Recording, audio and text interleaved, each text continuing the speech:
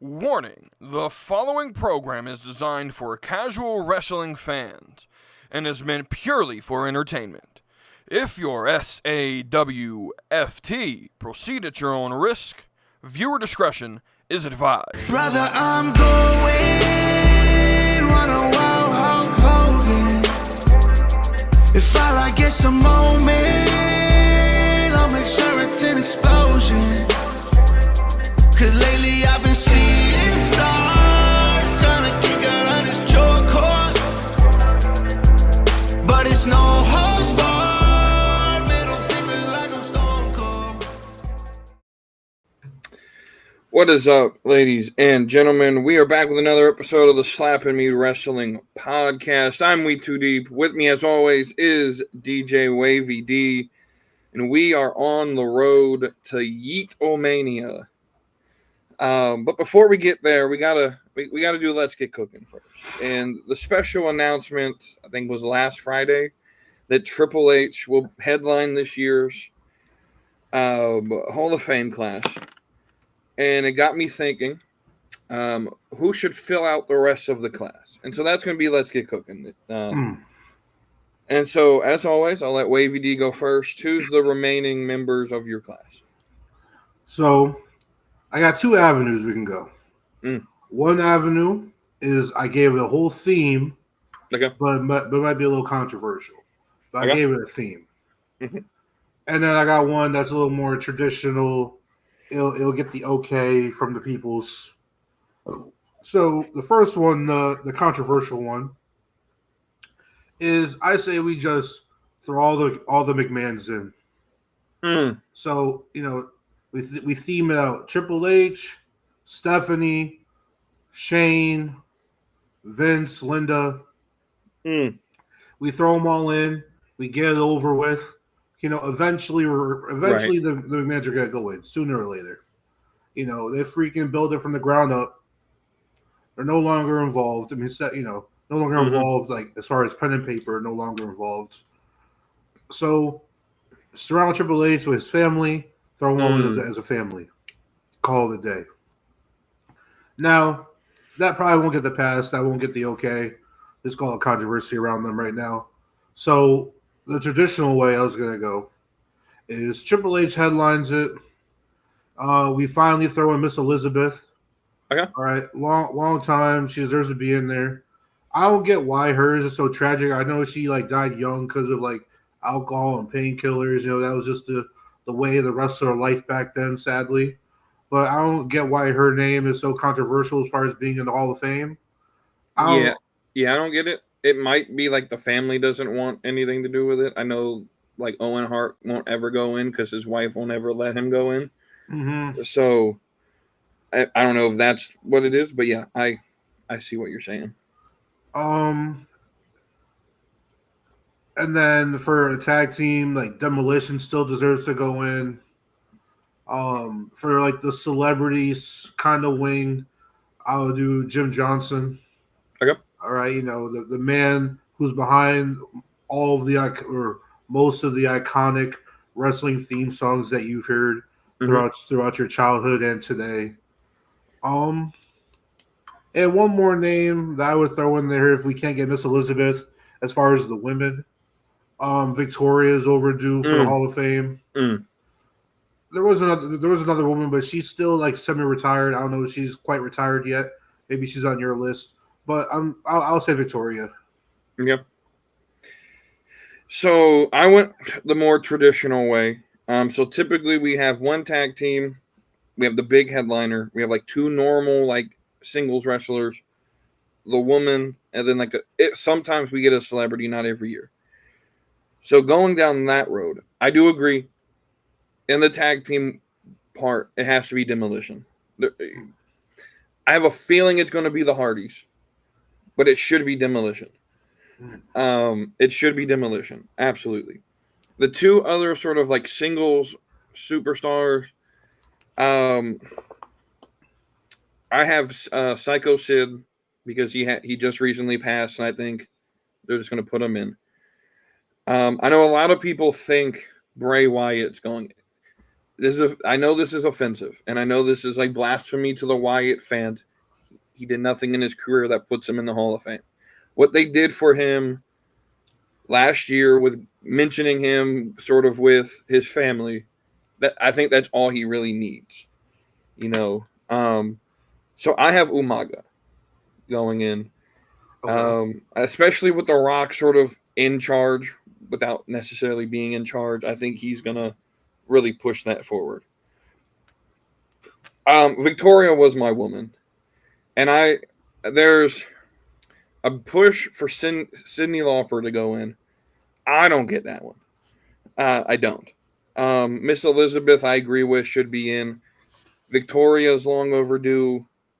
For some reason, if they wanted to, Gail Kim is always available. But I think Victoria is probably the best one to put in.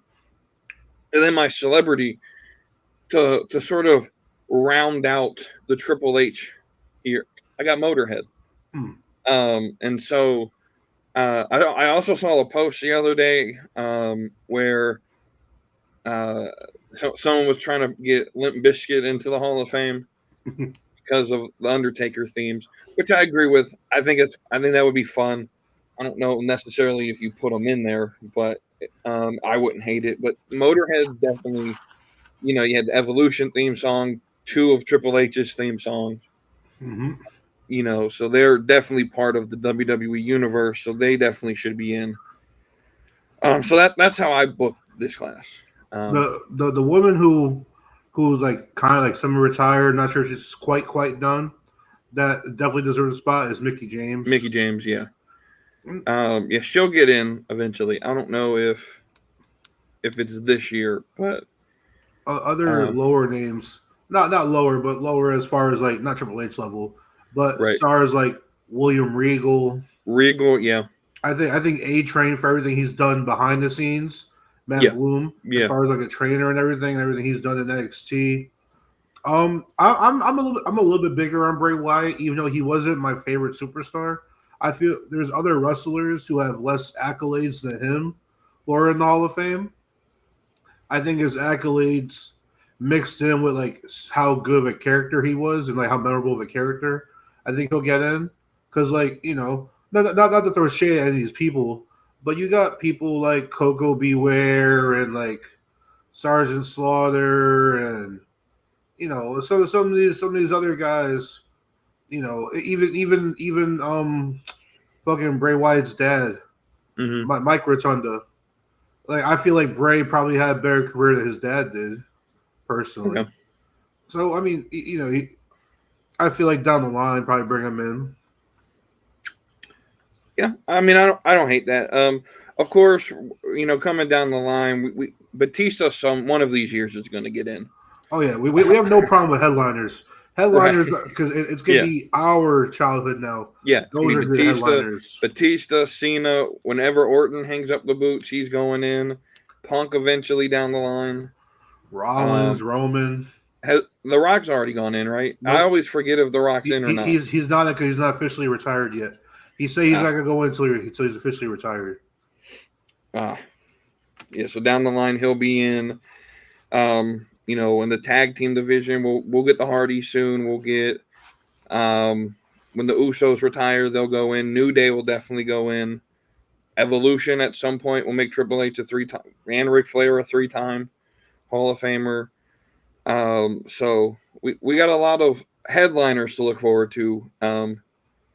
It's once you get down to some of these other Cole. People.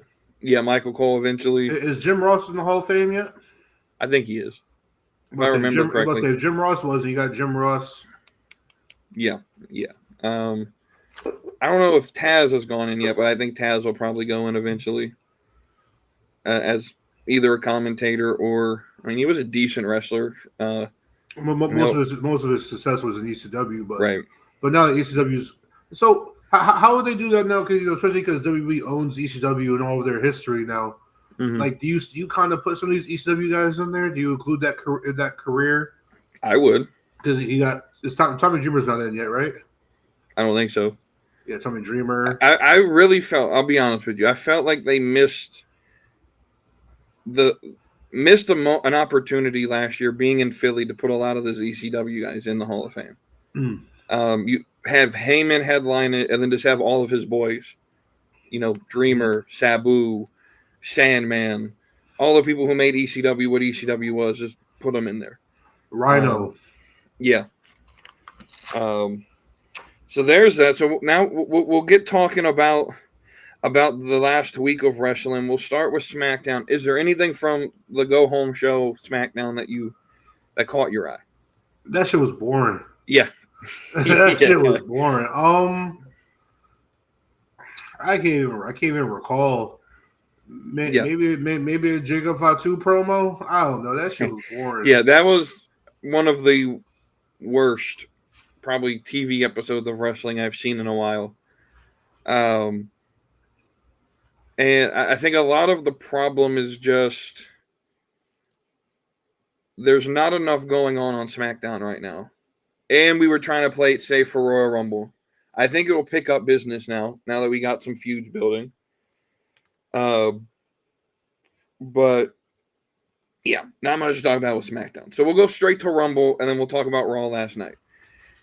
I already gave my Rumble thoughts, and there's a good reason I did. I mentioned on Saturday night after Rumble when I did my episode that I do it that way, because if I wait till Tuesday, my entire opinion of the event changes, and it has. So I'm going to let you give your raw, unedited thoughts of the show, and then I'll respond. All right. I gave y'all a little warning in the Discord, all right? That I'm coming here. I want all the smoke, all right? So, Wavy D's opinion on the Royal Rumble show. The women's Royal Rumble was near perfection. It was like an 85% perfect Royal Rumble, okay? The first 85% of it was going perfect, okay? And the parts that I thought brought it down was, Charlotte getting like the freaking pyro or whatever. I know it's her return. Yeah. Like, guess what? It was a lot of people's returns. She wasn't the only one who returned from injury that night. Whatever. So Charlotte returns. Yeah. We knew she was returning. I thought she returned at a decent spot in the Rumble, so I wasn't mad at that. And then fucking Charlotte winning was not. I did not like it at all. Okay, I'll be blunt. I thought Triple H learned his lesson with Cody Rhodes when he won the first time. When Cody Rhodes returned from the pectoral injury after being out for the year, and then he comes back, wins the Rumble. A lot of fans in their eyes said that Cody wasn't worthy of getting that win that first year because he got he was out for the whole year and he had to build his character back up and everything. So Charlotte was kind of on the same boat. I know Cody didn't win the first year, so hopefully Charlotte doesn't win this year. But I thought Triple H learned his lesson just from having to win the Rumble in the first place. And Charlotte, as well as John Cena, are superstars who don't need the Royal Rumble victory to get a spot at WrestleMania. I'm still of the belief that you use it to push somebody or someone who's not quite someone who's over with the fans, but who hasn't been booked to kind of like line them up for a title shot right away at Mania. This is kind of like how you book them into a spot to get to the world title, and I felt the women's Royal Rumble should win to someone, and honestly, probably 27 of the other women in that match. I probably my person I was rooting for was Io Sky, but that I'll talk about that a little bit later. Also, I hated that Nikki Bella was the 30th person in the Royal Rumble. I'm not a huge fan of her. I don't think most of the wrestling world are. I know she has her fans. She has her Total Bella fans, and some people still look fondly upon her. I don't think Nikki can hang with the women these days. All right, mean, to put it blunt. But so I think it would have been no problem having Nikki in the Rumble if you replaced her with Alexa Bliss. If you flipped their spots. So Nikki Bella came in at like 23 or whatever it was, and Alexa Bliss came in at 30. Alexa Bliss got the pop of the night, okay, when she returns. Now imagine that being the number 30 spot and how big of a pop that would have been. So I think if you tweak that around and had someone else win the women's match, it would have gone from like an 85% to literally like an A+++. Right. Like, and any retort before I move on to the rest of the card? Yeah, so let's sit here on the women for a minute. My question that I have for your Charlotte comment is outside of Io Sky, because I understand your argument for Io Sky, but I think they have other plans to get her into the Mania match. Yeah, I do too. After watching Monday Night Raw, right? So I get the initial response of Charlotte, but here, so my first question is can you explain this lesson Triple H is supposed to have learned? Because I don't quite understand what lesson he was supposed to learn from Cody Rhodes. If you can recall back, like what was it, three years ago now, when Cody got the pectoral tear, right? He was out for the year. Came back at WrestleMania. They hyped it all up. He's going to be back in the Royal Rumble. They hyped it all up. And he came back at like 30 and won the match. And if you recall, some fans were happy, but a lot of fans thought, they're just kind of gifting Cody the Mania spot, the main event spot. They didn't think Cody earned it enough to get that. So let me I get that. I understand, I guess, that point of view. My retort to that would be the entire purpose of having him win Rumble was to have him lose at Mania to build the full year-long story of him getting back to that moment. Well, no, I think Cody would have won at Mania if the fans didn't turn on him a little bit. I don't think so. After he got that Royal Rumble win, fans turned a little bit. And then he had to build himself back up. So you mentioned, and so this is where our sort of viewpoints differ on the Rumble. You mentioned that you feel that Rumble should be the place where you take a rising star and strap the rocket to him. Similar to Money in the Bank. Right. So that's what I think Triple H does. That's going to be that gimmick that puts the strap on the young star like Tiffany Stratton, is Money in the Bank. But when you have that gimmick already, using Royal Rumble for the same gimmick of putting the strap on the young rising star, it ruins. Well, no, it's not the young rising star. It's the superstar who was a main eventer but doesn't have a clear path to the title. I feel that So the issue with that is Royal Rumble and Money in the Bank are the same gimmick essentially, and so you have to make them feel special. I view Royal Rumble as you have to make your title match WrestleMania main event worthy. So I have an issue with how we book WrestleMania in the terms that everyone always sort of views that both men's world titles have to main event. I don't think that that's fair. I think night one should be for either the men's or the women's. If we're going to have a men's and a women's Royal Rumble, the women should get a main event spot. Well, I think they should drop the part saying main event WrestleMania. I think they should just say get a title match at WrestleMania. That would ultimately be the best way to fix this. So I guess my critique would be with Charlotte is how else does Charlotte build her character? The same thing she said when she was talking on Raw last night, that she's a flair. She literally can. She's the top of the top. She can get wherever she wants. Yada. Just like how she came in and she got in the Royal Rumble, how she got the Rumble win. Like Flair's name, she's established herself to the point where she's like a Cena or she's like a Taker, where she could not wrestle all year and get put on the Mania card. She's that name. Right, but so she's been out for a year and a half now. if you want her to spend an entire year to get back to the title picture, I think no. I would have been okay with Charlotte going to the Chamber, winning Chamber. I think we got to be realistic here. Charlotte Flair's not fighting the rest in Elimination Chamber, but I also think that we have to use Royal Rumble for what it is. It's a prop. It's a prop to tell a story. And so the story is Charlotte Flair is back after a year and a half, and she wins her return match.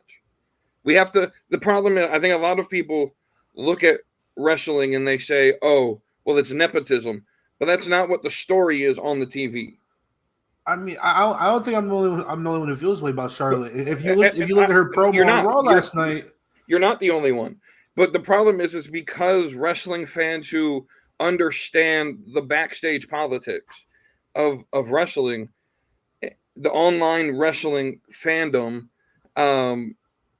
doesn't like Charlotte Flair because of the nepotism. But when we're looking at storytelling, the backstage drama shouldn't play a part in the storytelling, unless that's the story in and of itself, in a way like what we're about to do with Damian Priest and Drew McIntyre, where the backstage drama of supposedly Drew McIntyre walking out and cussing and all of it's a work. It's the same thing we did with Seth Rollins when Punk returned. And everyone's being worked right now.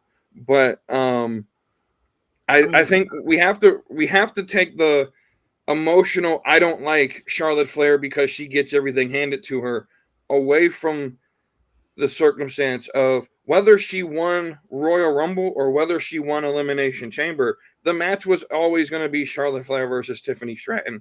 I personally don't see a difference. I think there's other ways you can get to that match without the Royal Rumble. And I feel like a lot of fans felt the same way. Like Charlotte was getting booed live at Raw last night. She was telling she's supposed to get booed. She's coming back. No, she heel. Wasn't getting like heel boo. She was getting that go away boo. So the problem, people try to make distinctions of boos, but when I'm Triple H and I'm sitting in Gorilla and I'm sending a heel to the ring, a boo is a boo. A reaction is a reaction. Well, no, you could tell it was getting to Charlotte though. She felt a little. She was a little pissed off because she was like, guys. Well, I think it's been a hard year. I've been trying to get back here to wrestle in front of you guys. I miss you guys, and they're like, "Ooh, get out of here." Well, I think that's the character. She's trying to be appealing, but then ultimately turn on the fans. I don't know. I really don't think the fans wanted her. I mean, outside of Io Sky, I would have liked maybe a surprise, like how they had Roxanne Perez was the Iron Woman and almost won the match. I feel like that would have been dope. So the problem, I feel like maybe Jordan Grace would have been dope. I don't. So the problem with this is the IWC, whatever you want to call it. We've all been predicting Tiffany Stratton versus Charlotte Flair ever since Tiffany Stratton won Money in the Bank. For the last 6 months, we've been saying this is going to be the Mania match. And so they actually do it, and now we're complaining about it. I don't, personally, for me, Elimination Chamber and Royal Rumble, they're gimmicks. So the results essentially are you're going to WrestleMania to get one or the other champion. Whether Charlotte Flair won Rumble or Charlotte Flair won Elimination Chamber, I don't see a difference. Well, also it's also because SmackDown, the roster itself, is kind of thin. All right, so you got the women are over there already typing stories. So right. So the issue is if Charlotte doesn't win Rumble, you don't get to have her because we don't really know what brand she's associated with. I mean, the only way this Rumble works out is if she picks Julia. I don't think they'll have her pick NXT again. Just personally, that's the only way this Rumble works out in retrospect. I think putting the big name Flair against Tiffany Stratton. I think everyone's fear, and they have the right to have this fear, is she's going to choose Tiffany and she's going to bury Tiffany. But that's not going to happen. I promise you, it's not going to happen. Tiffany Stratton does because she is going to be this, but it's not. Again, I don't work in what ifs. I mean, you was predicting what if we get this tag team match at Mania, or you say John Cena was going to win. You know what I'm saying? But These are what is. It's just the opposite side of the what if. So what happens is now is we have reality that Charlotte Flair won. So it's not a what if anymore. And we know she's facing Tiffany Stratton. And the reality of the situation is Tiffany Stratton is about to be pushed to the moon. That's a prediction though. The other prediction is Charlotte beats Tiffany at WrestleMania. There's two sides to the prediction coin. There's nothing in the story that tells me that Charlotte Flair is winning. Using the empirical data we have in front of us, the way they've saved that cash in for the right moment to where Tiffany Stratton is not in a storyline. She just won the title and Charlotte Flair comes back. They waited for Charlotte Flair to come back at Rumble. They're pushing Tiffany Stratton. That is the empirical data. The other side of this argument is when the last time Charlotte won the Royal Rumble, Vince McMahon was in front of it, and Vince McMahon wanted to make Ric Flair happy. Triple H doesn't care about what Ric Flair wants. I don't think Nick Khan cares what Ric Flair wants. They want to build superstars, and that's what Tiffany Stratton is. And if I'm wrong, we can come back to this and say, okay, I was wrong. Charlotte Flair maybe was a bad choice. But I don't see how Io Sky sells tickets to Royal Rumble or to WrestleMania. Well, WrestleMania is where some of the bigger wrestling fans, I know celebrities pop out too. But we also have to understand, so we've had this debate. The casuals aren't spending like $5,000 on tickets. And I get that. But it's not the casuals that we're appealing to. We're appealing to the people who can afford it. So the celebrities. And the celebrities and the diehards who save up all year. Right, but the celebrities don't give two fucks about Io Sky. They care about Charlotte Flair. They care about Jey Uso. The celebrities are going to go no matter what. The celebrities fill up the first 5 rows. Or the ground seats. The rest of the arena is filled up with the diehard fans. And I agree, but I'm looking from a marketing and a promotion, right? If I'm Quavo, I'm not promoting Io Sky because my fan base doesn't know who that is. Well, no, I still have Charlotte on the card. I just think they used the wrong plot device to get Charlotte in the Mania card. I don't think it makes a difference either way. I don't. I think when it comes to the match is going to be the match no matter what. And now we can spend Raw with Charlotte maybe teasing Rhea. Now we're going to have Charlotte on NXT tonight. We're going to have Charlotte on Friday Night SmackDown. We're going to stretch this out with who she picks. And ultimately we know it's going to be Tiffany Stratton unless something changes drastically. But we get to have this. Right, if she wins Chamber, we don't get to have this who's Charlotte going to pick because we know where Io Sky's brand is. She's on Raw, so she more than likely is going to pick Rhea Ripley if she wins. Charlotte doesn't have a brand right now. So if Charlotte could politic her way into winning Royal Rumble, who's to say she can't politic? I don't think it was politic though. I think Triple H had a plan to get Tiffany Stratton over. Are there not other superstars on the roster who can get Tiffy over? Not the way Charlotte Flair can. Rhea Ripley's in the position Rhea Ripley's in right now because she got the Charlotte Flair robe. 2 WrestleManias in 3 years, she faced Charlotte Flair. One where she lost her NXT title, and then the second one where she came over and got revenge and became the Rhea Ripley we know today. And that pushed her into superstardom. Without that Mania match in Mania 39 that stole the show, I don't think Rhea Ripley's where she's at. Because she was mid-card before that. Charlotte Flair's the biggest name in wrestling. So if Tiffany Stratton goes in and she wins that match, she's a superstar. And they put the rocket on her and send her to the moon. But I also don't see how a loss buries her. Because then you can have that's a whole different conversation. But my other thing is to retort this before we move on with the card is the whole Nikki Bella thing. I will say this: I don't think it's as bad as people are making it out to be. I understand there are people who don't like Nikki Bella. I don't think it's all that bad of a situation. Now, if she's not on the Mania card and she just took a spot from someone, okay, again, we could come back to this and be like, probably not the best choice. But I don't know who else you put there. That would have. I feel like there's plenty of one. No, but also if you put Alexa Bliss 30th, you get rid of this whole problem.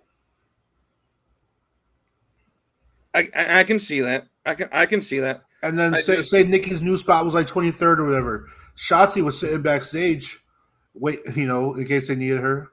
Shotzi was who Alexa Bliss took the spot from, because from the reports, the contract wasn't signed till Saturday. No, they was working you. They was working you. See, she been signed that. That was a work. I believe that as well. But Shotzi was there from the reports, and I can only go by what's being reported. Could have thrown in Kalani Jordan, a Sol Ruka. I mean, I know XT had a lot of women in general, but you could have thrown in a Sol Ruka, Kalani Jordan, Lola Vice, I don't know, Electra Lopez. I don't know who you want to throw in. You could have, threw in a Masha Slamovich. So let me sort of hit you with this one. Nikki Bella has a show on NBC. That she's in right now. That's currently running on Peacock. What, the bar thingy? The bar karaoke show? No, she's in a show. I forgot the name of it. It's something different. It's like a reality show. And she is a NBC sort of personality. What if this was NBC Peacock saying, we want Nikki Bella on SmackDown because she draws viewers. She has a name presence. I don't see an issue with her coming back. And I think a lot of this comes into there's still a lot of wrestling fans who don't like her. Have never liked her. And they're using that emotion to say, oh, she shouldn't be here. Or they're mad that Becky Lynch isn't here. Or this fantasy that AJ Lee's ever going to step back in a wrestling ring. I mean, also, the reason I like Nikki Bella is because she also has the the personal issue, personal life stuff that makes her not a great person. She allegedly accused her husband of beating on her, and then after the text messages came out, it proved that she was the one who was actually doing the abusing. So again, at some point you have to keep Nikki Garcia and Nikki Bella as two different people, and just but they're not doing it with Vince or with Brock. So the problem with that is Vince there are current people in that situation who still work for the WWE. Michael Hayes is now dragged into this. So you can't even put Vince McMahon on TV. First off, I think Brock Lesnar's 100% happy where he's at right now. I don't think there's a chance we may never see him again. He only came back because of Vince. We're just going to say that. I don't think we need a Brock Lesnar. Brock Lesnar doesn't need WWE. So if Brock wants to come back, he'll come back. I think the issue with Nikki Bella, and I don't know the details of the case, nor do I really care about it. I think at some point we have to look at it and say, okay, Nikki Garcia has some issues, but that's on the outside of the story. And when Nikki Bella is Nikki Bella in the story, so for example, Robert Downey Jr. before he became Iron Man was a druggie who was in jail. I'm not going to use that against him, against his Iron Man performance when he built an entire career out of doing that. But the druggie hurts himself, not other people. Again, but first off, she hasn't been proven guilty in a court of law, so she's innocent until she's proven guilty. Yeah, what I'm saying is I'm keeping the same energy with Hogan. I'm keeping the same energy with Tessa Blanchard. I was keeping that energy with Enzo until Enzo was proven innocent. Give him another chance. What's his name? Patrick Clark. Give him another chance. All right. So these guys, the ones who are proven innocent are the ones who are still blackballed, but the ones who got a shadow still over their head are the ones that are getting second chances. It just so again, and we don't know the situation with Nikki Bella. Sure, text message. I don't even know half of what's going on with her. I don't really care. She's not a name like I didn't even think she would be there, but she showed up. It is what it is. We'll move on from it. I think some of these people, you mentioned Tessa, we've had this discussion. We're definitely not going to agree on this. The person she allegedly mistreated backstage and called slurs is her best friend now. I think if the person she offended personally forgave her, I think we should give her that second chance. Again, that's a personal decision between the people. If you want to forgive Tessa Blanchard or not, that's between you. But I don't see, again, my whole argument is if this never came out, right? If the text messages never came out that showed Nikki Bella was apparently allegedly abusing her husband, does the opinion change? No, because also the way she bashed WWE when she wasn't a part of them, her and her sister bashing WWE, speaking down WWE. But now the pockets dry up a little bit. That's just people going to do that. Like you expect that from the bit. Again, we can't hold that against her. She had a reason. She probably was trying to get on at AEW. I can't hate her for that. But yeah, I just don't. I think for people to look and say, "Oh, Nikki Garcia, she has this sort of impending legal case that makes her out to be a bad person," until she's proven guilty, she's innocent to me, and I don't see an issue with it. But with that, continue with the rest of the card. Oh, the ladder match. I thought it was a great ladder match. 4.5 out of 5.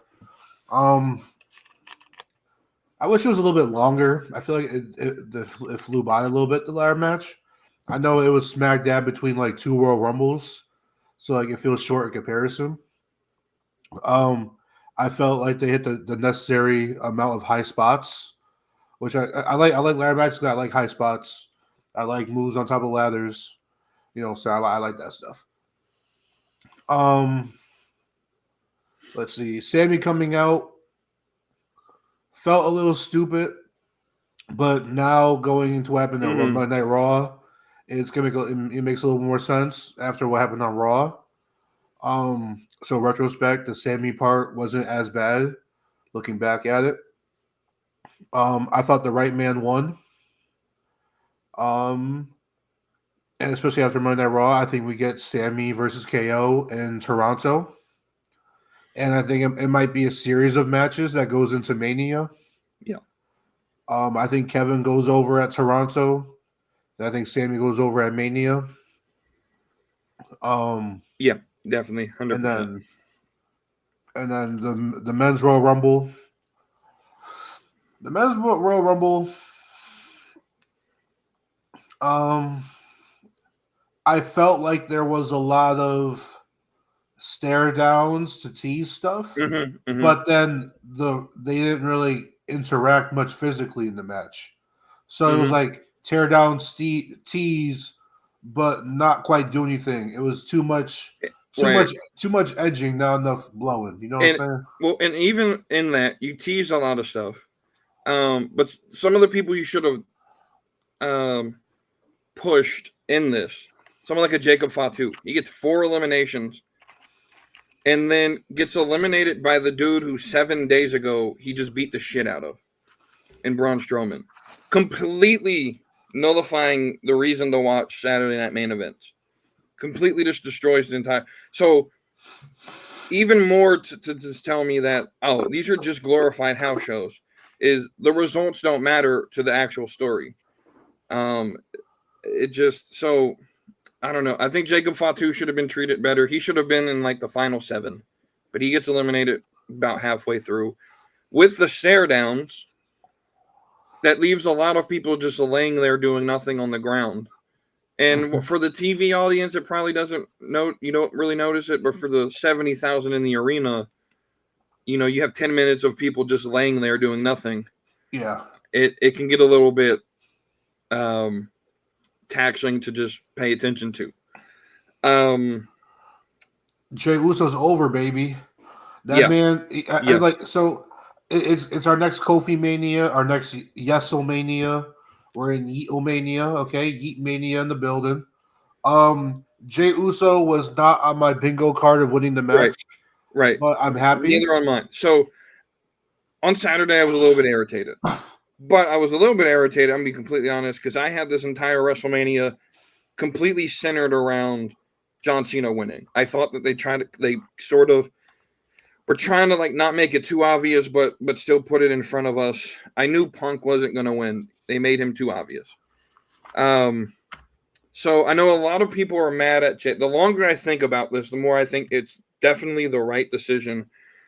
The number one point is I always talk about like the IWC being hypocritical, and this is another example of it. They complain for years upon years upon years of, well, WWE needs to listen to the fans. So they do, and then they get shit on. And then you wonder why they don't listen to the fans. They should push I remember with not Cesaro, with Rusev, you had Rusev Day, and everyone was like, oh, they need to push him, and they didn't, right? And people got mad about it. Well, we have something that's 1,000 times more popular than Rusev Day. And probably the biggest, most over moment in the world right now in terms of wrestling. And I would even say it's made its way somewhat into the mainstream. The problem with it is like the whole YEET phase in mainstream is sort of over. And so bringing it back through the narrative of wrestling is, we're about 5 years late, like we always are. And so, but I think, Jey Uso, he even said it, I think when he was leaving the arena, I think it was one of them backstage like videos you had to watch on like Tinder or whatever, or not Tinder, Twitter. I mean, if you're watching WWE on Tinder, that's a interesting way to watch. But he was like, I carry the culture on my back, I carry the bloodline on my back. Now it's my time to carry the company. Jey Uso's ready. I didn't think he was. I still think the title run's going to be ass. I do. But he's the most over thing, and you have to use the momentum. He's the most over thing since Jeff Hardy in 08. Yeah. He might be the most popular thing in wrestling in the last 10 years.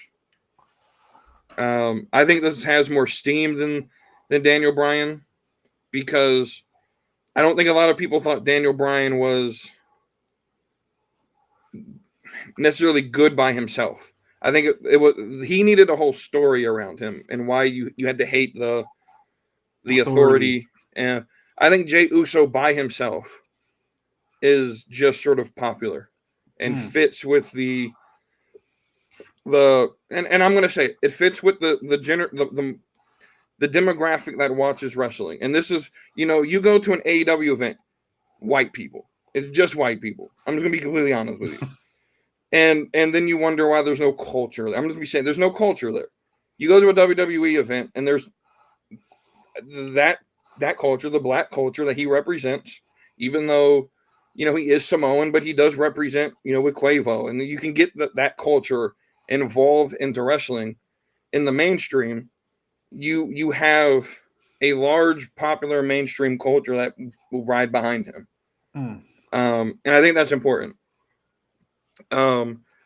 Looking back at it, I don't see another person in that men's rumble that should have won. Because I think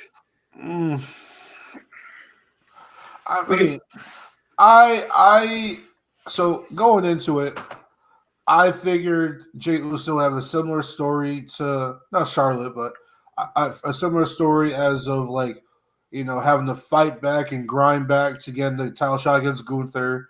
I had Jey Uso win the Chamber match as well, and I had Punk win the Royal Rumble, just because Jey Uso's story is all about fighting back and overcoming the odds and grinding to get his shot. And I figure, loses that Royal Rumble. He still has a crowd behind him. He fights again the Chamber. It's his last chance to get at Mania, and and then he, lo and behold, faces Gunther, and honestly, it was because I also had Cena. I think Cena's story to get the title is a lot longer. I know you predicted him originally to win it at Mania, I think Cena's story is running out of chances to get that final title, where because he said last year how he was going to be his last Rumble, his last Chamber, his last Money in the Bank. Like he was already telling us all the events he was going to be at. So I had Cena coming close in the Rumble and losing.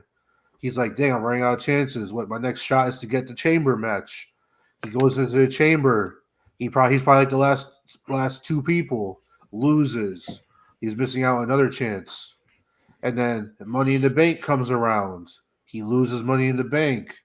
Next is like King of the Ring. He needs to get King of the Ring to get another shot.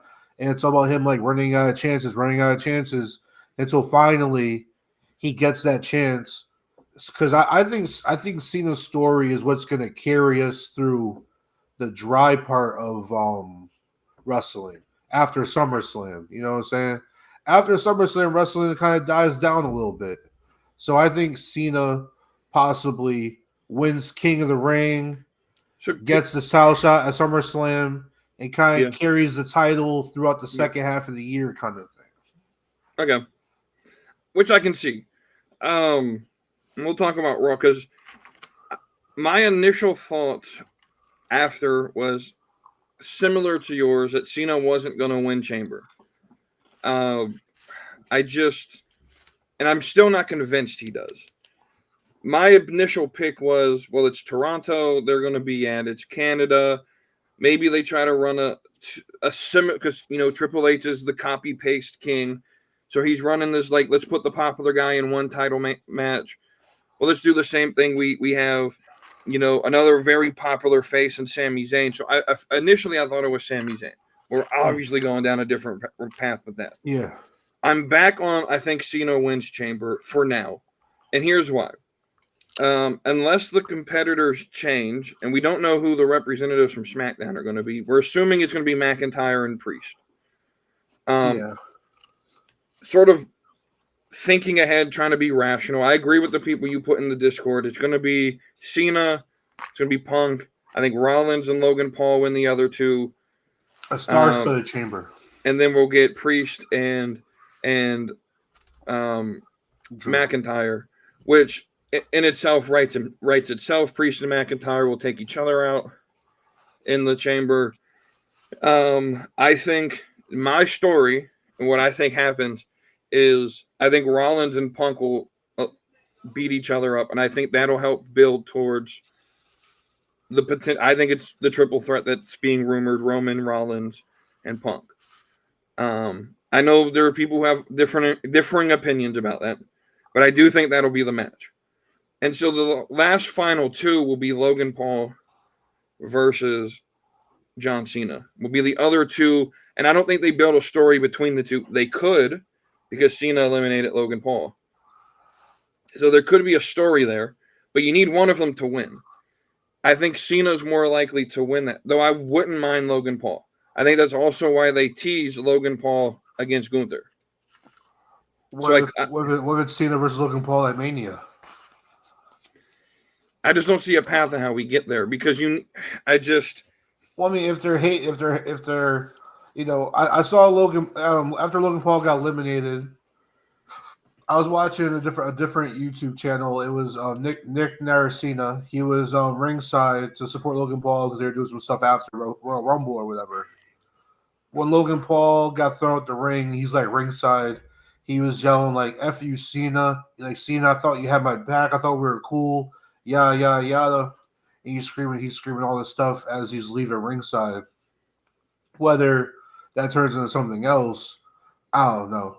But the way I look at it now is the key to Mania right now is what the fuck are we doing with CM Punk? He seems to be the person that determines like the rest of the card at this point, because 100% can admit he might win Chamber, and if he does, then okay, he'll probably get Cody. But the way I'm looking at this is Cena wins Chamber, and you could still get my original booked Mania match of Cena and Gunther, because this goes back to the ladder match. At the end of that ladder match, Cody Rhodes came out looking like a bigger heel than Kevin Owens was. I think it may not be a full heel turn. And I've never watched whatever show Homelander's in. I've never watched the show. So I don't know what the sort of dynamic between why they call him Homelander Cody. I don't know that, so I'm not going to sit here. I mean, a lot of it is just a resemblance with the blonde hair and then his coat and stuff. So it has nothing to do with the character. So Homelander's character is, he's essentially like a Superman, and if Superman was in real life, and so outside of like having to uphold this image of perfection for the media, behind the scenes, Homelander's is an asshole. Like, he kills people, he does all this wild shit, but under the media, he's on his P's and Q's until he kind of realizes he doesn't have to be. So, he does. So if we go back, because I don't necessarily think that's the path they're going to go down, like Homelander type character. But if we go back, like, I don't even know how many episodes ago, where I sort of booked how you could turn Cody Rhodes heel, and I said you give him the title, and then you make him realize that the pressure of keeping the title will make him paranoid. That's not exactly the path they're going, but you could go like the pressure of keeping the title and having him lose friends because of it, and it eventually will turn him into the bad guy. You live long enough, you see yourself become the villain type story.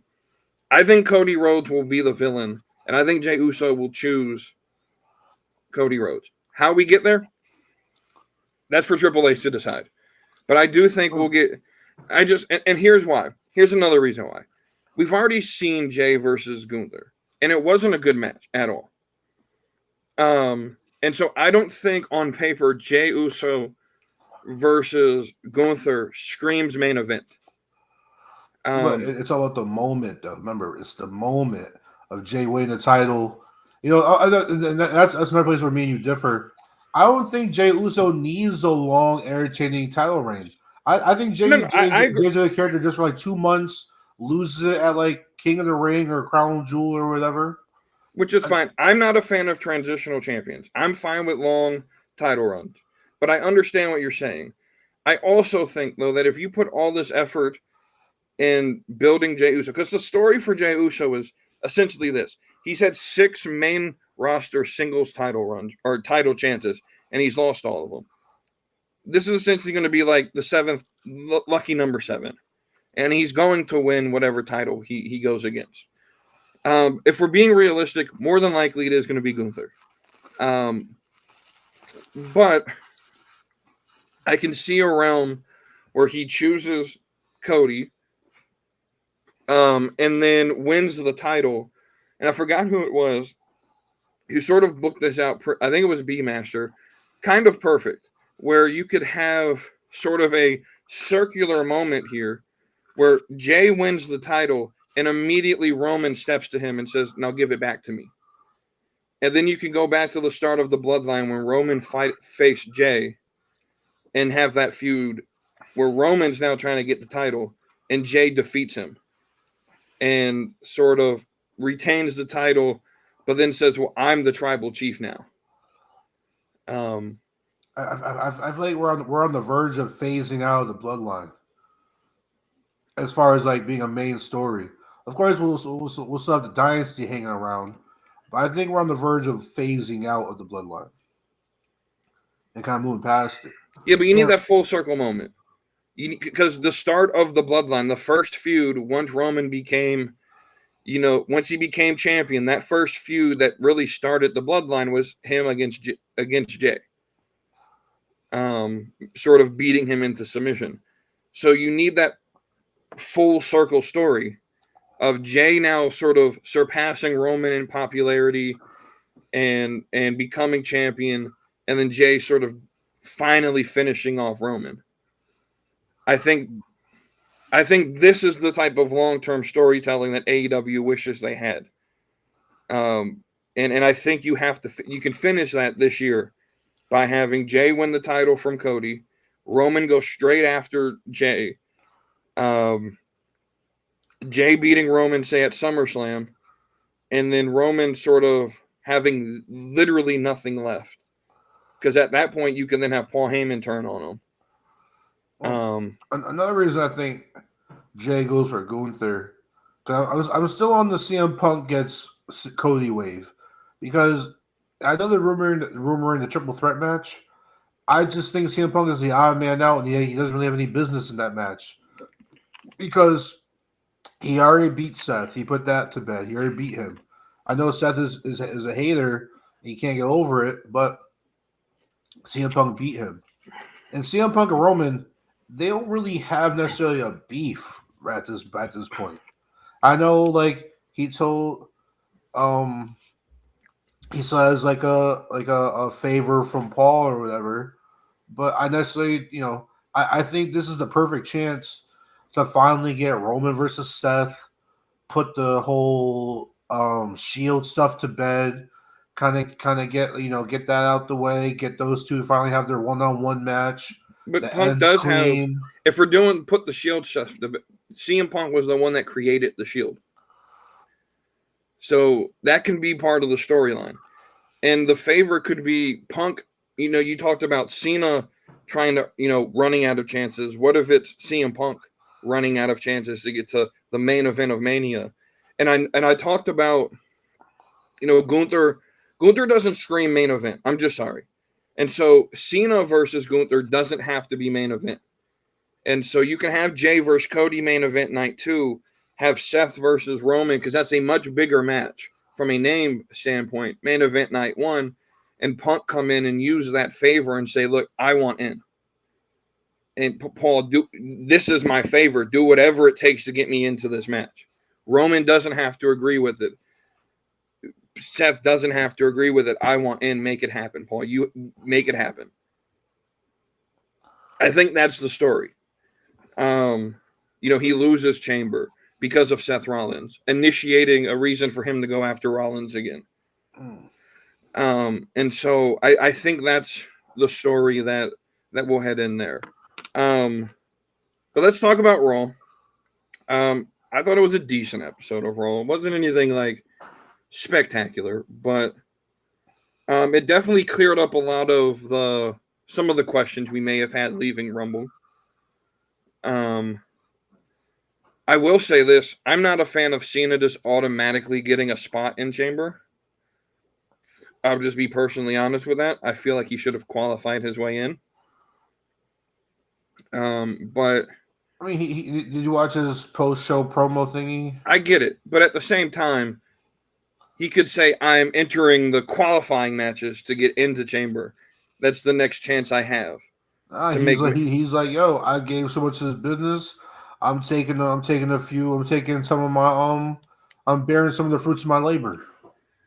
Which is fine. And I understand why you put him there. You want the big name there. But just have him fucking qualified. Just put him in a match against fucking Dominic Mysterio. And have him actually, like, because we want to sit and talk about, like, Charlotte Flair gets handed everything. In that same vein, I don't hear anyone complaining about Cena just randomly getting handed a spot in Elimination Chamber while everyone else has to qualify. Because if that's the chance, so I think we should be super, logical in this. And the 6 people in Elimination Chamber should be the last 6 people eliminated in the Chamber match or in the Royal Rumble match. So you take person who finished 2nd, 3rd, 4th, 5th, 6th, and 7th, put them in the Chamber because they were the next closest to winning. That's how I would do it. First off, it makes eliminations matter. And Cena's post-show promo, he took some shots at Charlotte too. I don't necessarily care about all of that, but I'm just not a big fan of that because that does make it seem like Cena's being handed this. I think if Cena could just come in, like I said, it doesn't have to be like a hard, long match. It could literally just be, Tozawa coming out saying, hey, I didn't get a chance in Rumble. I want a spot to qualify for Chamber, and having Cena be his opponent and Cena squashing him in 3 seconds. And it could have been that easy. I'm not a big fan of just being like, Cena's automatically in here. Doesn't have to do anything to get into it. I just don't think it looks good. Outside of that, Charlotte gave a promo. You sort of mentioned where the fans let her know. But like I said, we fuck with you right now. They've never fought with Charlotte though. I don't know what people would have expected. They weren't even giving her woos. They weren't even going woo. They were like, "Nah, fuck out of here. We're not playing your games right now." Which is fine. That's the exact reaction WWE wants. Well, no, even when she was a heel, she was getting her woos. I think a lot of that is, and I get it was the live crowd, but I don't necessarily think it was everyone in the live crowd. I think there's a small section of the fan base that sees her as the Nepo baby that doesn't they don't understand storytelling. They don't understand what we're doing here. And they have a reason to be fearful about maybe Charlotte beating Tiffany. I get it. But if we're being realistic, there's a note. Let me say this. There's a 5% chance Charlotte wins that match. There's no chance, realistically, that Charlotte beats Tiffany Stratton. I don't see that happening. I'm trying to think of what else happened. Penta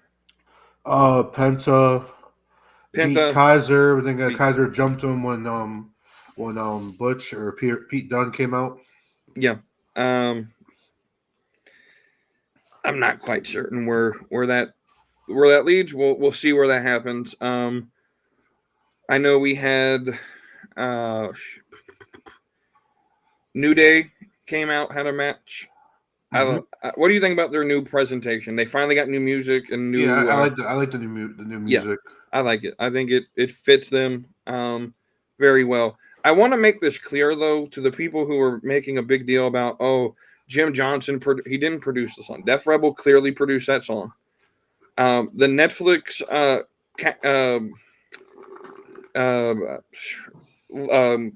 what the fuck are they called? The captions, closed captioning, probably wasn't made aware that they were issuing a new song, and they put the title of the old one. You literally just have to look up the song name and realize that song was from like 2012. So that they titled. But anyway, it was clearly a Def Rebel song because there was a New Day at the top of the fucking track that the producer mark that they leave in every one of their songs, which is another thing I want to talk about with the Rumble, and then we'll move on to the questions. Def Rebel needs to go because there were a lot of superstars, Finn Balor being the biggest one that I can remember in the Rumble, where the crowd should have popped for him, but they had no idea who the fuck they were. Well, I guess they debuted his song at the Rumble. Yeah, which is bad in and of itself. Yeah. I was like, who the fuck is this? Yeah. I thought it was Malachi Black for a second. I didn't know who it was. Right. And then the Titantron didn't help either. Yeah. But I do think there's a lot of music where that Def Rebel, all of it sounds pretty much the same. And so there's a lot of people who you don't know who it is until they show up. I felt this year was better than last year. For a little bit. I think really the big one that I have to complain about is Finn. And I don't really necessarily think it's Def Rebel's fault. I mean, why would you give him a new song to debut? At the Rumble, of all places. And also, there's a lot of NXT girls, so a lot of people probably didn't know their music just because they're NXT. Right. So we'll leave this real quick. But to leave that, who was your MVP of the last week of wrestling?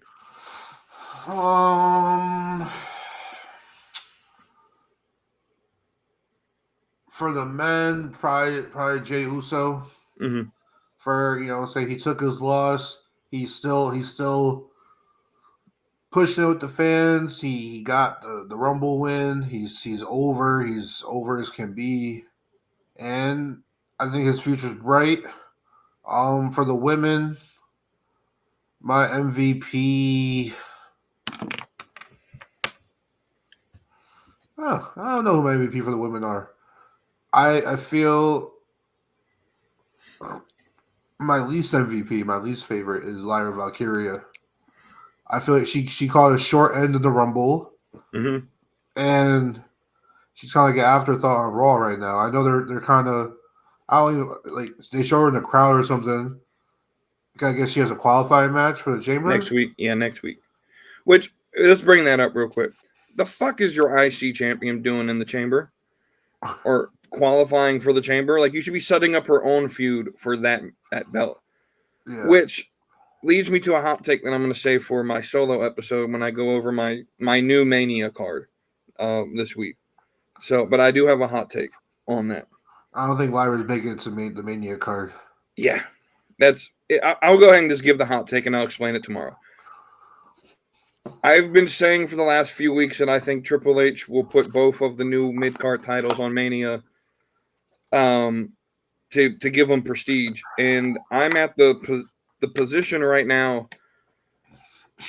Lyra's gone. Because I had hopes that Becky was going to come back, and that was going to be the feud. I don't think Becky comes back, personally. I think she recognizes acting is where she's at right now. I think she's filming a movie. She's going to be in the new Happy Gilmore movie as well. And I also just, the family stuff. Her having a kid, I think, changed her perspective on her career. So I don't think she comes back. And that's for any company. So, James, get it out of your mind that Becky Lynch is showing up at AEW, because it's not happening. But so yeah, I don't think Lyra's on the card. And my hotter take is, I don't know if Chelsea Green versus Piper Niven screams Mania enough to put with all these other big names to make the WrestleMania card. It'll probably be WrestleMania Friday on that Smackdown that match happens. So my hot take is, after weeks of trying to convince you all that both will be on Mania, I don't think neither will be on Mania. I just think there's too many names that are bigger right now than those titles to get on the card. So my MVP, it's Jey Uso is the MVP of the week. If you weren't convinced of Jey Uso being a main event player, you are now. Or you should be now. He is over. I don't think, just like Kofi Mania, the title run was mid. Just like the Yes Movement, the title reign was kind of mid. But it is about the moment. It is what Nerdy D said, the 70,000 that yeeted all over Indianapolis after that moment happened. And they couldn't get a lift home or Uber home. Right. You saw that? Yeah. The how many ever thought the 70,000 that's going to be at Mania when he wins the title? That is the reason you do this. The kids, I don't know if you saw that video going around of that little boy who... I saw a lot of videos of kids at home. Of kids just, seeing the guy that they cheer for win Rumble and, crying and breaking down. And that's what Jey Uso won for. I saw a hell of videos. I saw kids crying and being happy because Jey won. And I saw grown men crying because John Cena lost. Because John Cena lost, yeah. And so Jey Uso definitely changed my opinion on it. I'm happy he won. You mentioned like someone that's sort of like your non-MVP. This isn't really necessarily that. I will say this. I understand the hatred for Nikki Bella showing up. I do. I'm happy with it, and I know I just try to defend her. But if she's not on this Mania card and a feud that makes sense, I don't understand what the fuck you brought her back for. And I don't even... So that is what my non-MVP is some of Triple H's booking decisions are really questionable. Like, where are we going with Nikki Bella? She didn't tell a story in the match. Probably just friendship stuff. She's probably just a legend appearance. Right. Which is fine. But I don't know. There's a lot of the card that, some questionable things, like where the fuck was Solo Sikoa? Yeah, I don't know. That was the most questionable decision to me. Why was Joe Hendry not utilized better? I think Joe Hendry should have came out at number 2. I agree. I think Jack Gable should have been 1. Joe Hendry should have been 2. Mm-hmm. I mean, I didn't mind the Rey Mysterio and Penta thing. They made Penta like one of the Iron Man things. Well, the thing with Penta too is you save yourself from the potential of, oh, did both feet just hit? If he's not number 2. If he comes out at like number 5 and the camera's not focused on that part, you can just sort of brush it away. But because it's just them in the ring, they're watching everything that happens. I also think you had to expect that this was probably the first time he was in a battle royal of this caliber. And there was probably going to be some nervous energy there. I don't get why you would put him in that position. Just honestly. But so it's just some of those smaller booking decisions. So moving from that, let's move to some of these questions. So B-Master asked 2, and the most important is the one we had this dropped on us like last Thursday. We've had some time to think on this one from Witters. But B-Master wants to know, why does it seem like nobody wants to go after Cody Rhodes? It seems like he's being protected. And you have an answer to that? I feel like everybody's calling out Cody Rhodes. I feel like the only person calling out Gunther is Jay. I feel like CM Punk's coming for Cody. Seth Rollins is coming for Cody. The only reason he says he's going for Gunther is Gunther was in the ring with him. But I feel like everybody's trying to call out Cody. Yeah. I think that it's just a problem that on SmackDown there's not a quality enough heel that he hasn't beaten yet. Right. So that's my answer as well. It's the issue with Cody Rhodes is he's on a brand right now that for the last 5 years have been focused on building 2 people, Roman Reigns and Cody Rhodes. And once Cody won the title, you took Roman out of that equation, and they didn't fill that gap. There's not a believable heel. Kevin Owens is close, but Kevin Owens just sort of is in the position he's always in. That guy that's main event level, but not quite championship material. And so two of their top heels are in a failing tag team. Right. Waller and Theory. And they just got moved to Raw. Yeah. So for some reason they're gonna be in a program with Otis and Tozawa. Well, or they're literally going for the NXT World Championship at Vengeance Day. Yeah, so I don't know what's going on. So yeah, it's the booking of the heels, right? So they did a very good job booking Roman as a heel and building up his babyface. But what happens is you got to replace that cycle. So when the babyface gets the championship, you have to build the next heel, and they didn't do that. I think they're going to. It's not necessary. I don't think it's officially been announced, but I think on Friday, Nick Aldis will announce, like, before the transfer portal closed at Royal Rumble, we made a big acquisition, and Drew McIntyre is now SmackDown. Yeah. I think that'll happen, and I think once we get past the assumed McIntyre Priest feud at Mania, that McIntyre will go and be that next big heel. I gotta look and see what these new rosters are after SmackDown this Friday. Yeah. Because they definitely could have put a few more heels over on SmackDown.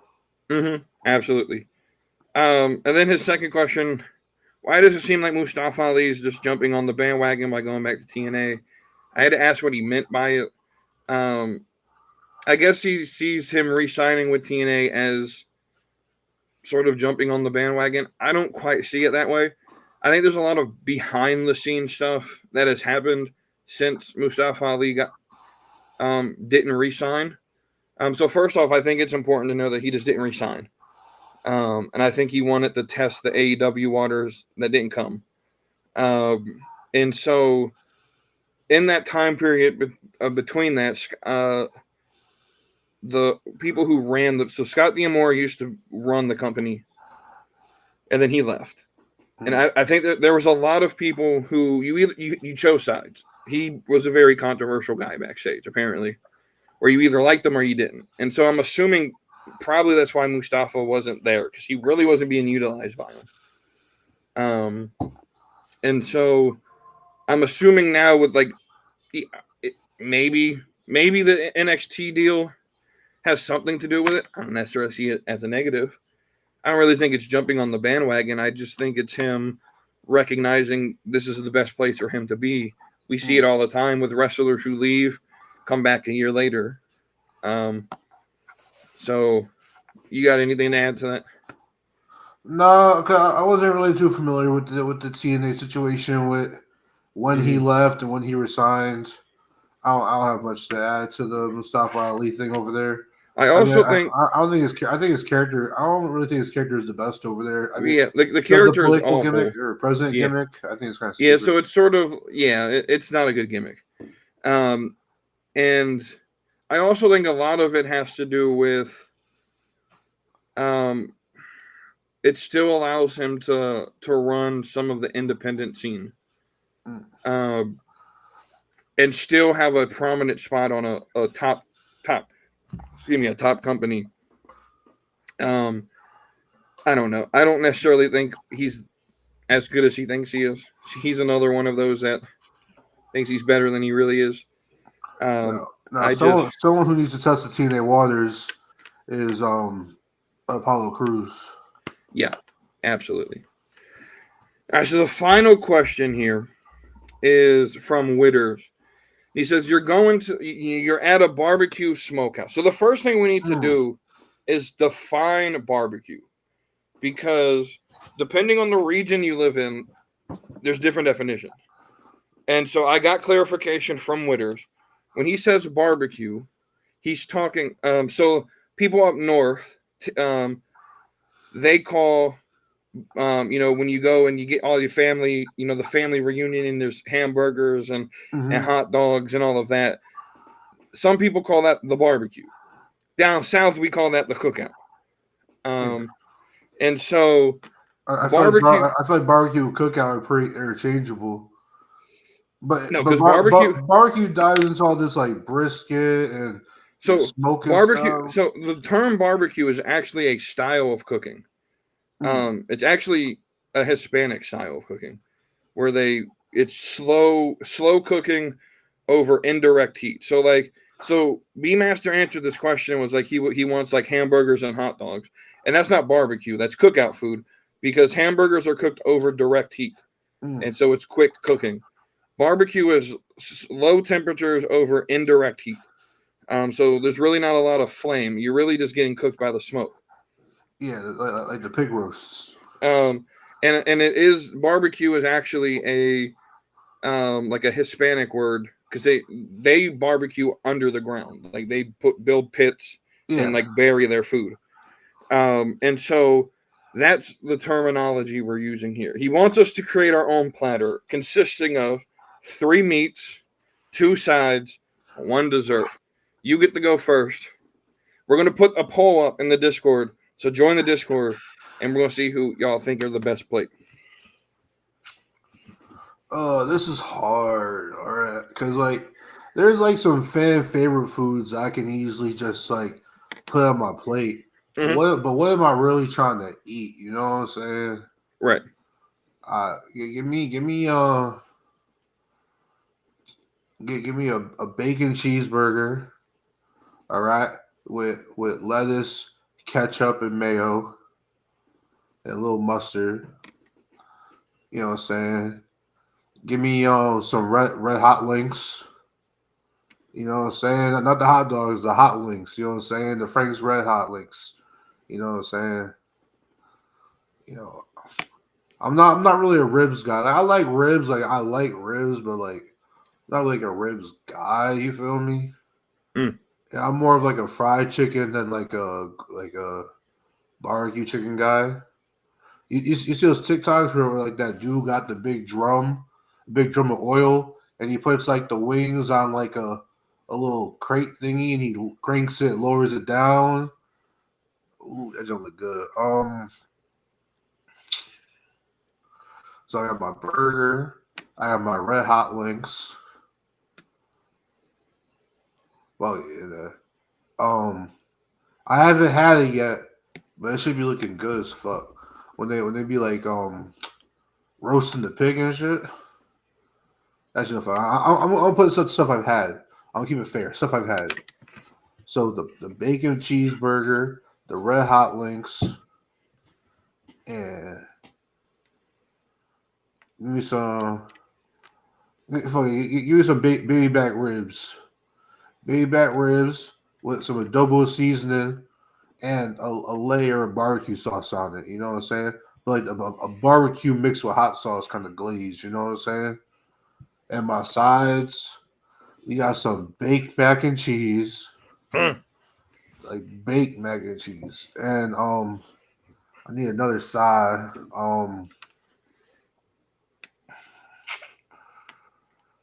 Mm, ooh, so this is my Puerto Rican side. Give me the rice and beans, Okay. rice and beans, and we gotta have a biscuit. The biscuit is mandatory. You know what I'm saying? Mm-hmm. And then for dessert, me personally, I'm a pumpkin pie man. I don't know if that's really like cookout though. Fuck it. For dessert, give me the little ice creams that come in the cup. They got the little paper lid on it, and Mm-hmm. you got peel the paper lid off. And it comes with a little wood spoon. Yeah, the little wood spoon. Yeah. Yeah. I That's feel mine. that. So the bacon cheeseburger, Okay. the red hot links, the bay back ribs with the Okay. adobo barbecue hot sauce mix, the baked mac and cheese, rice and beans with a biscuit, and then the ice cream that comes in the paper in the plastic Okay. cup with Okay. with the paper lid. So I'm not going to say your plate bad because it is good. Here's where this gets unfair. You know, Wavy D's up there in Connecticut, and they're known for some good things up north. Bagels, pizza. But see, my state, North Carolina, we have an entire type of barbecue down here. Like that's what we're known for. Mm. So I think this is a little bit unfair because I'm about to just smoke the competition here. Mm. So I love barbecue. That's my favorite food to eat. Like if it wasn't so expensive, we have a place up the street called the Smoke Pit. It's I would eat there every night, but it's like $30 a plate, and I'm not doing that every night. So, now I myself am a pulled pork person. So I can name you there's 4 major regions in this country for barbecue. You got Texas barbecue, that's your beef, brisket, ribs, any like that. You got your St. Louis or Kansas City, your Midwest barbecue. Asian shit. They're more like the ribs, more spices. Alligator. That's Louisiana. And then you have North Carolina and then South Carolina because they differ.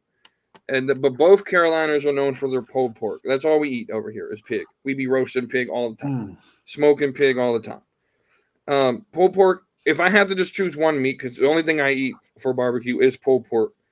But since there's 3, definitely the pulled pork. Now the thing with the pulled pork is it depends on the sauce you put on it. And so that's where Carolina barbecue differs from the rest of the country. Sweet Baby Ray's. See, while all of y'all are using that tomato-based sauce, North Carolina is down here. We have 3 different regions. We get complicated. So Western North Carolina is with you. They use tomato-based barbecue sauce. They're wrong. I'm just going to be honest. South Carolina, they use a mustard-based sauce. That's gross. They're also wrong. Eastern North Carolina is the only one that gets it right. And they use a vinegar-based sauce. It's vinegar and red chili flakes. That's all it is. Real simple. That shit, you put a little bit of, especially if you use apple cider vinegar or you use regular vinegar mixed with apple juice. That shit is delicious. And so pulled pork, I'm a ribs guy. I fucking love ribs. So pulled pork, ribs, and I guess it's the same as your like hot links, but I like smoked sausage. I'm not a smoked chicken person because I'm with you. If it's not fried, to me, chicken just gets dried out. Yes. And so pulled pork with the vinegar sauce, ribs. Now with the ribs and any like beef product, you have to use tomato-based sauce because that's what like pork, pig goes better with vinegar. That's just my anything beef though, you need the tomato-based sauce. Sweet Baby Ray's definitely is the best barbecue sauce out there. And then the smoked sausage. Those are the three meats. I'm with you on the side. It's got to be the baked mac and cheese. It's got to be baked. Don't do that fucking Kraft shit. Yeah. It's got to be baked. You got to make your own cheese sauce. Hand shredded cheese. Hand shredded cheese. I don't care what cheese it is. You can get fancy if you want. I mean, so throw a little cream cheese in that bitch. Yeah. I saw someone put sour cream in it the other day. Yeah, well, I've had like that before. It's good. I don't know how I feel about it, but I might try it. Try it. Now my second side probably is a southern thing. You're probably going to be like, "What the fuck?" It's coleslaw. I'm not huge on coleslaw. Right. My family likes it. I'm not huge. It's a southern thing. If you get a plate in North Carolina of barbecue, you probably don't get a choice in your sides. You're going to get coleslaw. Without a doubt. Pulled pork and coleslaw. I'm with you. You have to have some sort of bread. Yeah, honey butter biscuit. Yeah. Down south, we do cornbread. I'm not a cornbread fan, though. I'm just going to be honest with you. Because a lot of these motherfuckers don't know how to cook it, and they dry it the fuck out. Yeah, they got to be moist. So I'm a biscuit person. If you've ever had Cracker Barrel, I don't even know if they have them up north. Yeah, they do. They do. Got some. Their fucking cornbread is always dry. Like drier than a Popeyes biscuit. Always dry. And so when they're like, "Do you want cornbread or biscuits?" I look at them like, "Just give me fucking biscuits. I don't want no fucking cornbread from you guys." Oh, and then my dessert. My favorite thing on the planet is this dessert right here. It's banana pudding. I thought about to say peach cobbler. No, I fucking hate peaches. I'm gonna be honest with you. I hate pie in general. Fucking hate it. I love pie. I love pie. Some key lime pie. I'm not really a dessert person. I like ice cream and banana pudding. And I don't know. Okay. I do like the colder desserts. I like ice cream. Yeah. Go to fucking Food Lion. I know you got them up there because their headquarters is up north. Go to Food Lion or Giant Foods. Are the same company now. I don't know if Giant has the banana pudding in the deli though. Food Lion is the best I've ever had. Don't get the parfait. It's got to be like the big container. It's like $4. Holy shit! That shit will, as Wade Barrett says, it made his loins wet. But yeah, so that's my place. We're gonna put that in the. We're gonna put a little poll in the Discord. You gotta watch the episode though to know what we're talking about. Honorable mention to the fried catfish. Catfish is good. Catfish is good. I'm not gonna be the one catching that shit though, because that's a pain in the ass. Oh, not facts. Honorable mention to the fried onion rings. They gotta be fresh. I'm not a big onion fan to begin with. Same. So you gotta like coat them motherfuckers in batter. I can't taste the onion or else I'll fucking throw them away. Oh, I got a question for you. A Discord question for you. Okay. So, is the art and the appreciation for tag team wrestling dying in modern wrestling today?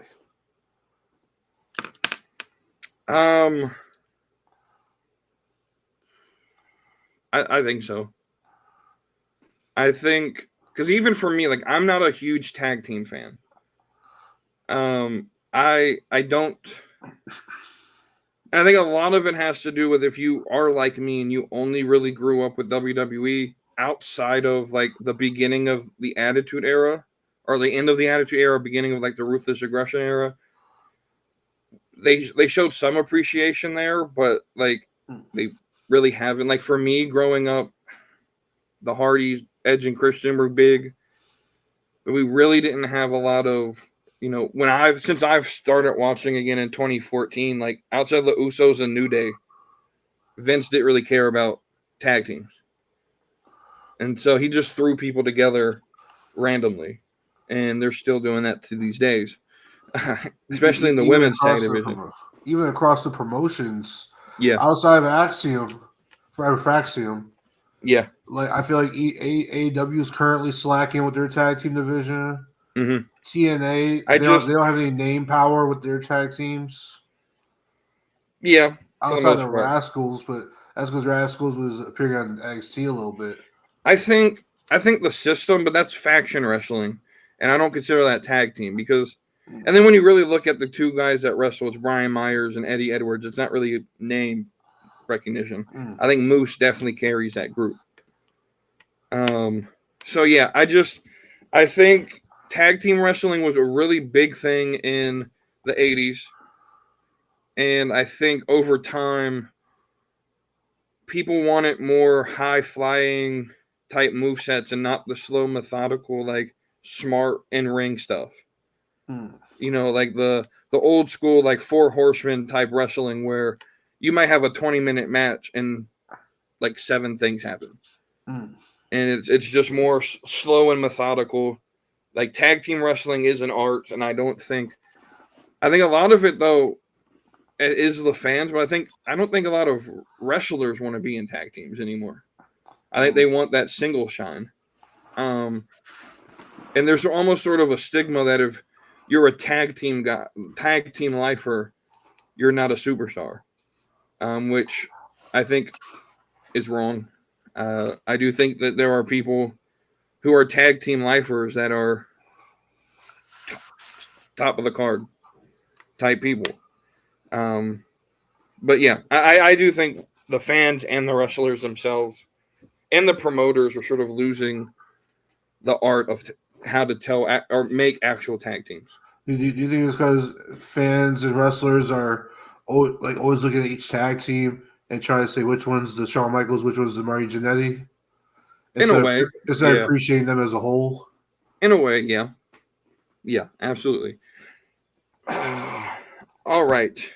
Actually, I got a question. This is just general knowledge type shit. Me and Cody were doing a quiz earlier today, and it made me look something up.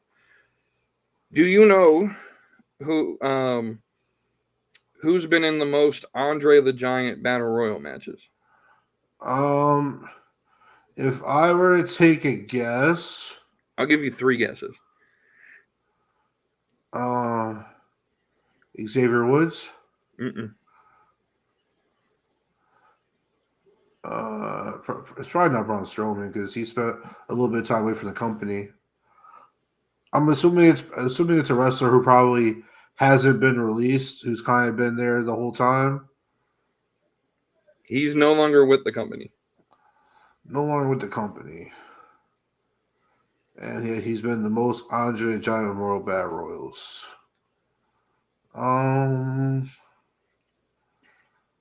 Not Mustafa Ali. Nope. One more guess. I'll give you one more clue. This should give it to you. He's got kids.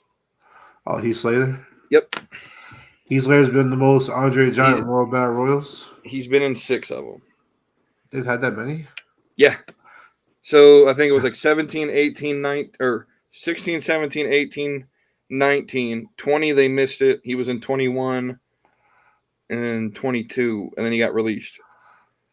Damn. So, yeah. I don't know if I would say Heath Slater gave me like 15 guesses. I probably wouldn't get there. Yeah. I mean, when you think of Andre the Giant, you think of big guys, and then you look at Cesaro and Matt Hardy has fucking won it. So. Oh yeah, Matt Hardy has won it. That's when he came back with the delete gimmick, right? Yeah, when him and Bray Wyatt were tag team, like a random fucking tag team. See, that's when I wasn't really watching WWE. Yeah.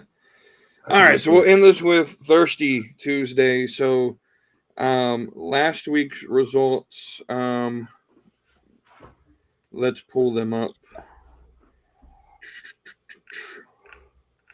All right, so we have a sweep here with Jordan Grace beating Zaya Brookside, as expected. Not a sweep, but almost. Pretty much. Domination. Same thing kind of for the next. This is kind of surprising, but not really. Maxine Dupree beats Jade Cargill. I think that one was just a matchup issue for Jade. Yeah. Harley Cameron beats Chris Statlander. Surprising. And Sol Ruka beats Carmen Petrovic. So this week, to round out the first round, representing NXT, we have Stephanie Vaquer versus Jaida Parker. I think that was going to be pretty easy to know who's winning that one. I don't know. That one might be close to a tie. The TNA one, y'all probably going to have to look these two up. So we got Steph DeLander versus their ring announcer / commentator for their YouTube show, TNA Explosion, Gia Miller. Y'all got to look up Gia. Gia should win this one, hands down. Go look up Gia Miller. Representing main roster WWE, you got Liv Morgan versus Tiffany Stratton. That one's going to be fucking close. And then representing AEW, you got Mariah May versus Miss MJF, Tits McGee, Alicia Tout. And that's MJF's nickname for her, so don't think I came up with that. But Alicia Tout or Tout, she's Canadian. I don't know how the fuck you say it. So those are the 4 matchups. As always, we end this with Wavy D's final thoughts. So fill us in on what you got to end us with, and I'm gonna post these things in the Discord. All right. So this week on Wavy D's Quest for Love, you know what I'm saying, we're making some progress, guys. We're making progress. You got a lot of matches. A lot of women are just bots or OnlyFans models trying to get a quick lick. Some of them are nice women who just live too far away. Some are nice women who just have too many kids. You know what I'm saying? Well, I found one who lives in the same state, a little far away, maybe like 45, 50-minute ride. Not too bad. A little 50-minute hour drive. But this Sunday, we're gonna go on a little date. You know what I'm saying? We're going axe throwing. You know what I'm saying? Okay. She's also an Eagles fan. Go Birds. Yeah, exactly. Go Birds. This Sunday Super Bowl. You know what I'm saying? So we're going axe throwing, in the afternoon, and then we're going to part ways, watch Super Bowls on our own. But, Wavy's Quest for Love is taking a good turn, and I'll fill you in on how the date goes next week. All right. Well, that's a good thing there for Mr. Wavy D here. Thank you all for watching. Let us know what you think. Like, share, subscribe. Join the Discord. Links in the description. And until the next episode, we will see y'all later. So hit that subscribe, come along for the ride. AEW, WE, we're always on side. From fantasy booking to baddies that slay. Slapping, meet, wrestling every Tuesday.